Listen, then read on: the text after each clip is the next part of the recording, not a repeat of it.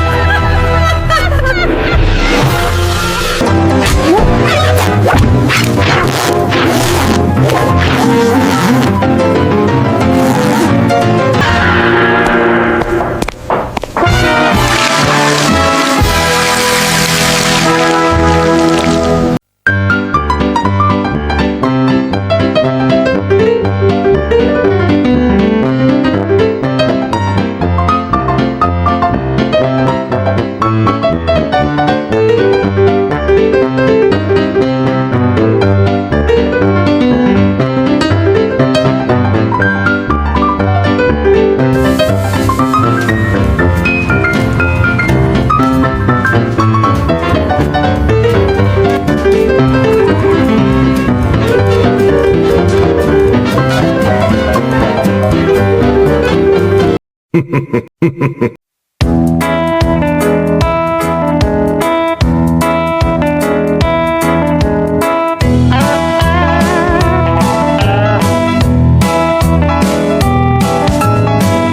the end of the day, when the giant golden-orange sun touched the horizon, a vintage 1940s convertible, gaily rattling empty tin cans tied to its bumper, set off on its way. At the wheel, firmly clutching the steering wheel, sat a plump ginger lady cat, her face full of determination.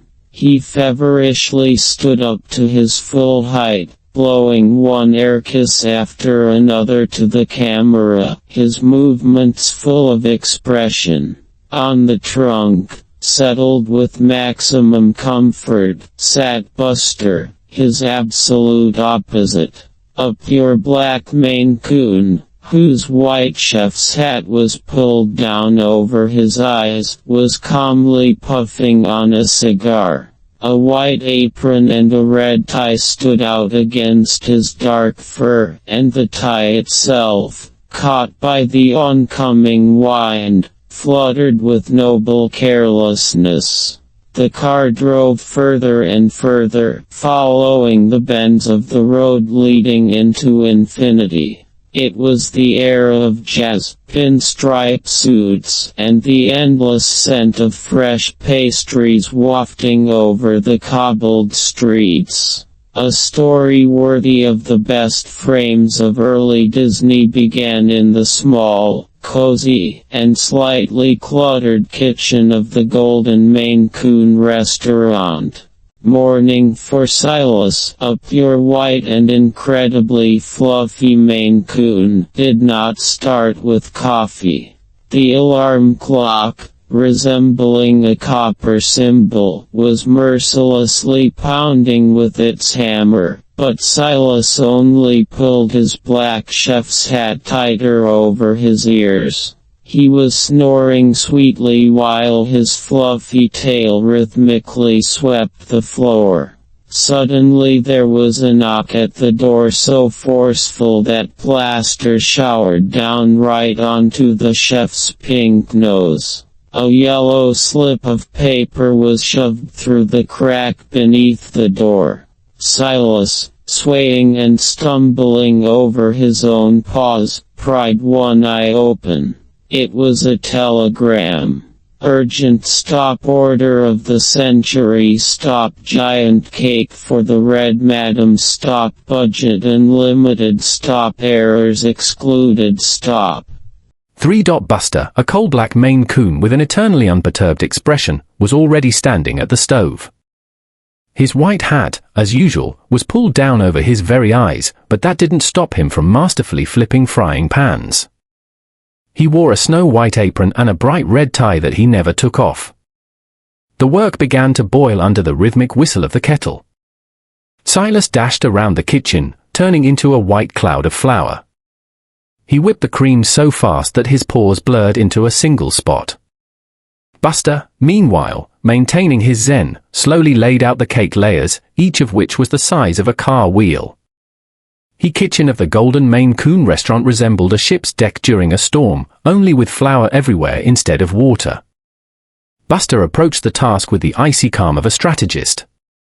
He stuck an unlit cigar into the corner of his mouth, adjusted his chef's hat which had slipped over his eyes, and pointed a claw at a 50-kilogram bag of sugar. "Siles," he rumbled, "we need a foundation. If this cake collapses, Madam will eat us instead of the dessert."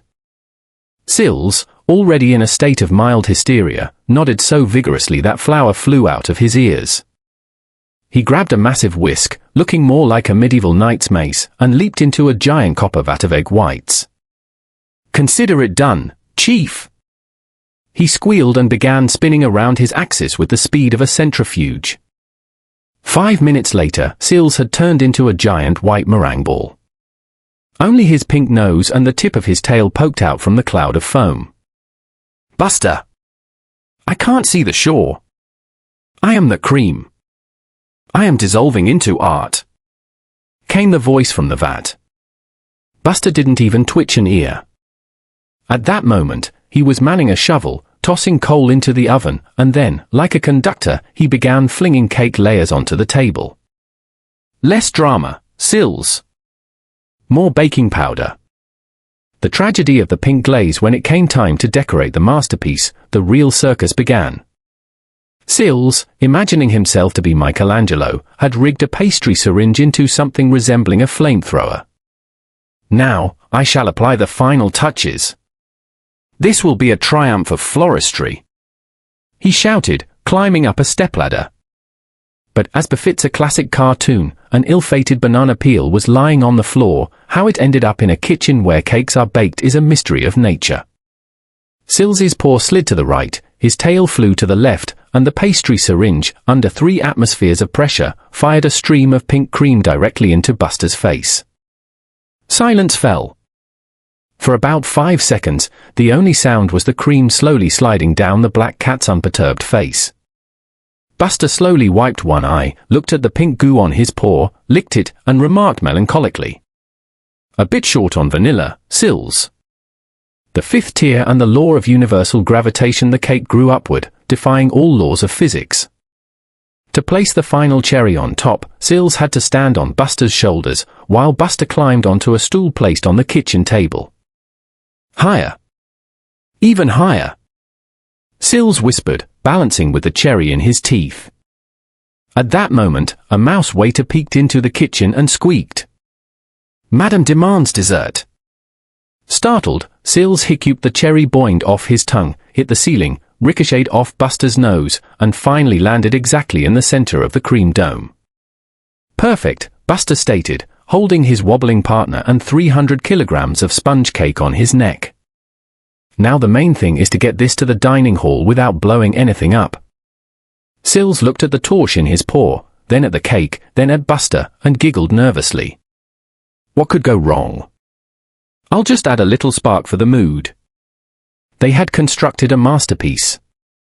A 5-tier giant, drenched in pink glaze, decor. The restaurant hall was packed. In the center, at a luxurious table, sat the Red Lady, a stout cat with an incredibly tall, lacquered beehive hairstyle and bright red lipstick. Siles, beaming with pride, carried the cake out on a massive tray. According to the script, he was supposed to dramatically light the sparklers at the base of the cake. But, tripping over the edge of the carpet, Siles swung the torch. A shower of sparks soared upward and straight into the lady's dry, hairspray-drenched hairstyle. In an instant, a real flame began to dance atop the guest's head. The hall gasped. The lady, oblivious to the fire, continued to flirtatiously flutter her eyelashes and smile at Siles. Siles froze, his paws began to tremble, and a look of pure horror settled on his face. At that moment, Buster stepped out from the shadows. Calmly, as if he had simply decided to adjust a napkin, he approached the lady. He took out a thick cigar, lit it directly from the guest's burning hair, blew a perfect smoke ring, and with one powerful yet noble motion, Buster flipped the giant cake upside down. Thwack! A rich, wet sound echoed through the room. A massive heap of cream and sponge cake collapsed onto the cat's head, instantly smothering the flames. A second later, only the lady's stunned eyes were visible from beneath the cake, along with a cherry that rolled down right onto her lower lip. The restaurant owner was already sprinting toward them, waving a bill for a massive fine for property damage and emotional distress. Siles realized this was the end. The end of his career, his kitchen, and his honor. Trembling all over, the white cat dropped to one knee right into a puddle of pink frosting. He whipped out a pathetic, crumpled bouquet of wilted tulips he had snatched from a vase near the entrance. "Oh, radiant madam," he stammered, gazing into her cream-covered eyes. "Become my wife." While adding in his mind, "Please, just don't sue me, I don't have that kind of money." Buster, seeing the situation heat up, decided to put a grand finale to this performance. He rose majestically from his seat and, like a true magician, pulled an immense bouquet of hundreds of crimson roses from behind his back. While Siles stammered his excuses, Buster began showering the lady with a rain of petals.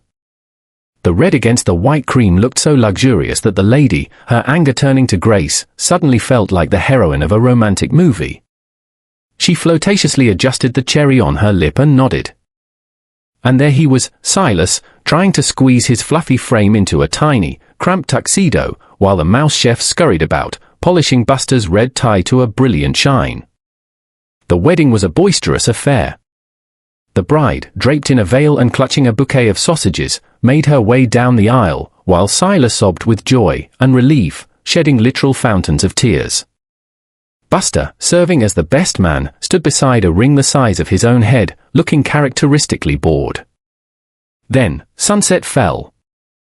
An old convertible, trailing a clatter of tin cans, whisked them away toward their new life. The lady was behind the wheel, Siles was in a state of utter bliss, and Buster just sat on the trunk, puffing on a cigar. He knew that as long as he had that red tie and his loyal, if slightly dim-witted, friend, life would simply carry on.